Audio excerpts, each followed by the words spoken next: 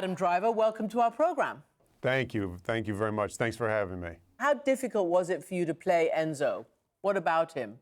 Well, I mean, I feel the pressure with every job. This one was, because he was such an Italian icon and an automotive icon, but largely because it was Michael. What I liked about the character is that Michael's version of him was that he was a racer first. So he was calm on the surface, but had a constant engine going on underneath. And what I love about Michael and his films is that I feel like they're accessible to everyone. If you get into one of my cars, you get in the win. But they're not dumbed down where he insults his audience intelligence by telling them everything.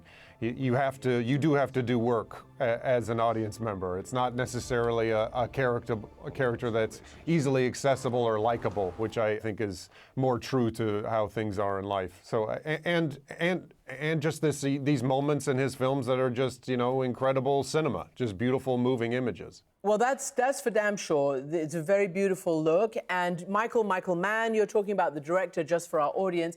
Before I get to one of these pieces of beautiful cinema and a clip, I want to ask you, what is it about Michael Mann? Just for our audience, tell us what are the films, what is it about what he does? You've told us about not dumbing down and really making the audience work, and you love his genre. Just give us a few that you really liked and made you want to do this.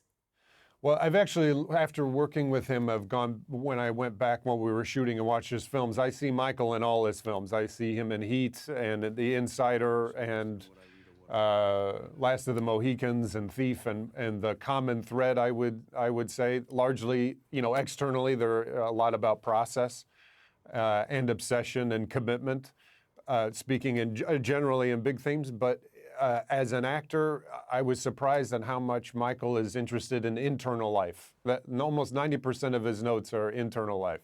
He doesn't, waste time with a lot of characters coming on film and explaining everything that they feel, which I feel is often you kind of get in scripts. You can't guess. There's no ambiguity. You have to, as a character, say everything that you feel, and I think that's why his movies are so rich, and he has such a sharp attention to detail, and he is relentless in a quest for authenticity. Tell me what sort of scenes here match that. I mean, really the authenticity, knowing without actually telling you, in terms of this film. All right. In this film, the engine sounds is something that he is very particular about. Some of the cars were the real thing, and he would get, these are like $70 million, $50 million cars that were shipped there, and 9 mics were strapped to them and driven down the tunnel because you can't replicate the engine. You kind of have to have the real thing. So even in watching it, we can't use the engine sounds of the cars that were crashing in the film. So that kind of specificity, and not just recording it sitting idle on a tarmac, actually taking it down a tunnel so you can get the sound bouncing off the buildings is a perfect example in our movie. That's amazing. And you yourself are known to be equally passionate about getting things right, about immersing yourself in roles. I don't know, are you how do you describe what you do and how you get totally into the characters? For me, it's kind of like it's not method. It's it's kind of like moving to a new country, and I felt this way about theater. You move to a new country and you have to adjust to the time. So if you're in London, I'm here. If I went to London, the time difference is 5 hours. For the first couple days, I'd feel tired. But then after a few days, just naturally by osmosis, you just start to adjust to the time, and it becomes natural. The same thing with a character. I load up on as much information as I can, really to just control anxiety as much as possible. So I feel like there's not a stone that I haven't overturned. And then you move to a country, which is usually a film, and then it's awkward for a couple days, and then just naturally from wearing the costumes or being on set or the other actors or a piece of technical thing or a direction that Michael has given you, then suddenly just being in that person's shoes literally for 14 hours a day for months on end, naturally you just kind of adjust. Your body adjusts, your mindset adjusts, and it's my favorite part of acting. It's forced empathy for 3 or 4 months, sometimes a year if you're including prep in your life. So that for me is it's kind of unconscious in a way. So let's get back to the actual scenes. You said something a while back about how Enzo is all these complex different characteristics, including not necessarily likable. And I actually found that to be very true. And I thought that was part of what was compelling as well as other things. So I'm going to play a little clip. This is not on the race course. It's actually interaction between you and Penelope Cruz, who plays your wife, Laura, and she is now going at you over the death of your son. You were supposed to save him! You blame me for his death? Yes! Yes, because you promised me he wouldn't die! Everything. I did everything. Table showing what calories he could eat, what went in, what came out. I graphed the degrees of albuminuria, the degrees of azotemia. Diuresis. I know more about nephritis and dystrophy than cars. I blame you, because you let him die. The father deluded himself. The great engineer. I will restore my son to health. Swiss doctors, Italian doctors, I could not. I did not. It's so raw and it's so dramatic, and to see him as the race car expert and then getting into this very personal situation. Half the story, or maybe the most of the film, is about his personal relationship with his wife, who's his business partner, with his lover, who's the mother of his next son. It's very, very personal.